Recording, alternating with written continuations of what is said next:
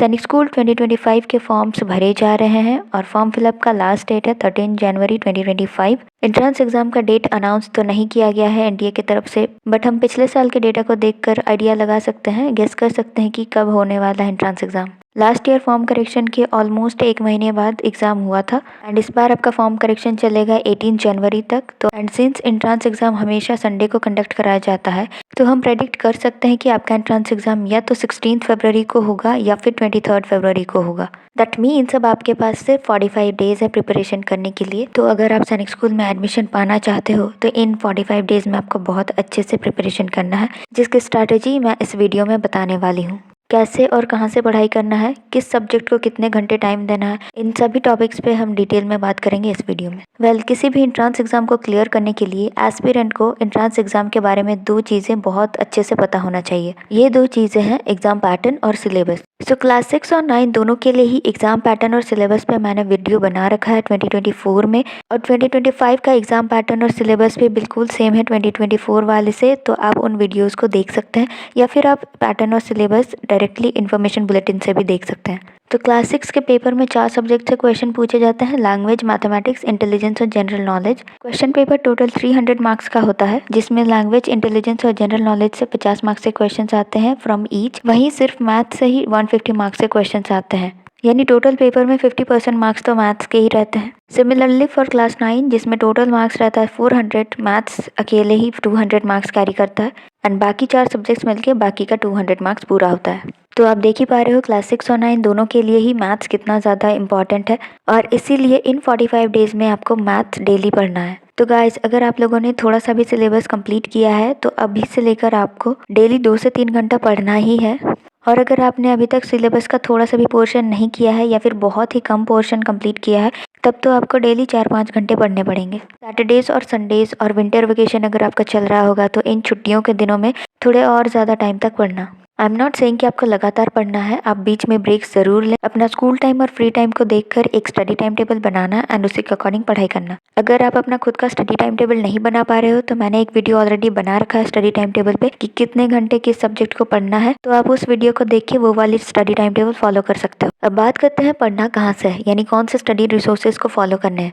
मैं हमेशा यही सजेस्ट करती हूँ कि सिलेबस के चैप्टर्स को सबसे पहले अपने स्कूल बुक से पढ़ना है, वहाँ से प्रैक्टिस करना है एंड उसके बाद गाइड बुक से चैप्टर को पढ़ना है।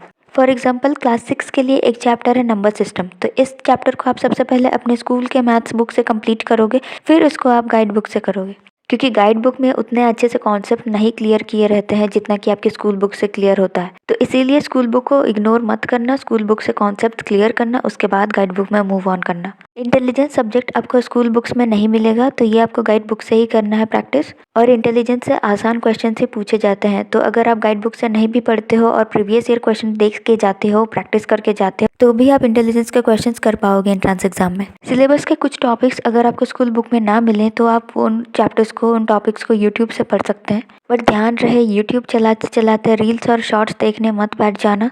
थोड़ा बहुत ब्रेक के टाइम एंटरटेनमेंट चलेगा, बट ऐसा बिल्कुल मत करना कि आप 2-3 घंटे डेली यूट्यूब में ही गवा रहे हो। बात करते हैं क्लास 6 का लैंग्वेज सब्जेक्ट के बारे में। सो क्लास 6 वाले बच्चे आप 13 लैंग्वेजेस में कोई एक लैंग्वेज सेलेक्ट कर सकते हैं एंड उसी लैंग्वेज में आपका क्वेश्चन पेपर भी होगा एंड 50 मार्क्स का एक सब्जेक्ट भी होगा। सो फॉर एग्जाम्पल कोई बच्चा हिंदी सिलेक्ट करता है तो उसका क्वेश्चन पेपर हिंदी में रहेगा और हिंदी से 25 क्वेश्चन रहेंगे, जिसमें व्याकरण और अपठित गद्यांश को पढ़ के क्वेश्चन करना रहेगा। सो लैंग्वेज सेक्शन के लिए आप ग्रामर यानी व्याकरण बुक पढ़ना और अनसीन पैसेज यानी कि अपठित गद्यांश का प्रैक्टिस करना प्रीवियस ईयर क्वेश्चन पेपर से भी।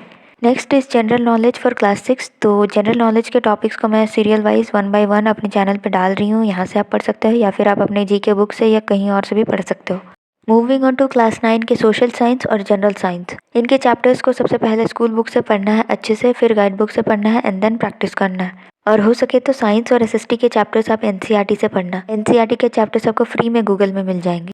तो अराउंड 40 डेज में आप ट्राई करना ज़्यादा से ज़्यादा सिलेबस कंप्लीट करने का, अच्छे से प्रैक्टिस करने का। और कोई भी चैप्टर जब आप पढ़ते हो तो मन लगाकर पढ़ना, ऐसा नहीं कि ऊपर ऊपर पढ़ लेना है। ऊपर ऊपर पढ़ने से आपके बेसिक कॉन्सेप्ट्स क्लियर नहीं होंगे और आप एंट्रेंस एग्जाम में क्वेश्चंस नहीं कर पाओगे। ओके, सिलेबस तो कैसे कंप्लीट करना है इसके बारे में बात हो गया, लेकिन अब एंट्रेंस एग्जाम में टाइम पे आप सारे क्वेश्चंस कर पाओ, इसके लिए ज़रूरी है कि आप एग्ज़ाम से पहले घर पे टाइमर लगा के प्रैक्टिस सेट देने का आदत बनाएं। तभी आप एग्जाम में सारे क्वेश्चंस कर पाओगे टाइम पे। बहुत सारे बच्चों का यही शिकायत रहता है कि उनको क्वेश्चंस के आंसर तो आते थे, लेकिन टाइम कम होने की वजह से वो क्वेश्चंस अटेम्प्ट ही नहीं कर पाते हैं एंट्रेंस एग्जाम के टाइम। तो आपके साथ ऐसा प्रॉब्लम ना हो, इसके लिए एंट्रेंस एग्जाम के 10 दिन पहले से अच्छे से प्रैक्टिस टेस्ट देने हैं। प्रैक्टिस सेट्स आपको गाइड बुक्स में मिल जाएंगे, जिसकी वीडियो मैंने ऑलरेडी बना रखा है। तो जैसे क्लास 6 का एंट्रेंस एग्जाम 2.5 घंटे का होता है और क्लास 9 का एंट्रेंस एग्जाम 3 घंटे का होता है, तो सिमिलरली घर पे आपको इसी टाइम लिमिट के अंदर आपको कंप्लीट करना है प्रैक्टिस सेट, जिसके लिए आप टाइमर का यूज़ कर सकते हैं। और प्रैक्टिस सेट ऐसे टाइम पे दे जब आपको कोई डिस्टर्ब ना करे। इस टाइम आपको पूरा फोकस्ड होकर बिना किसी डिस्ट्रैक्शन के प्रैक्टिस सेट कम्प्लीटली सॉल्व करना है। प्रैक्टिस सेट सिर्फ अटेम्प्ट नहीं करना है, उसको एनालाइज भी करना है। यानी कि अगर आपको बहुत कम मार्क्स आए हैं प्रैक्टिस सेट में, तो आपको निराश नहीं होना है, बल्कि किन टॉपिक्स पे किन जगहों पे आपके मार्क्स कट रहे हैं उनको अच्छे से एनालाइज करना है और वहाँ से फिर से पढ़ना है, फिर अटेम्प्ट करना है नेक्स्ट प्रैक्टिस सेट।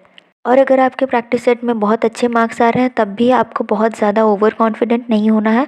आपको फिर से अच्छे से रिवाइज करना है सारे चैप्टर्स को, फिर नेक्स्ट प्रैक्टिस सेट अटेम्प्ट करना है। इसी तरीके से 5-6 प्रैक्टिस सेट देने के बाद आपका स्पीड बढ़ेगा एंड आप एग्जाम के लिए रेडी हो जाओगे। तो सैनिक स्कूल एंट्रेंस एग्जाम में मैक्सिमम यानी कि ज़्यादा से ज़्यादा मार्क्स आप कैसे ला पाओगे, इसके कुछ इंपॉर्टेंट टिप्स मैंने इस वाले वीडियो में दे रखा है, तो इस वीडियो को देख लेना। एंड आई एश्योर यू, अगर आप इन टिप्स को फॉलो करते हो और अच्छे से पढ़ाई करते हो डिसिप्लिन होके, तो आप डेफिनेटली सैनिक स्कूल एंट्रेंस एग्जाम क्रैक कर लोगे एंड आपको एडमिशन भी मिलेगा।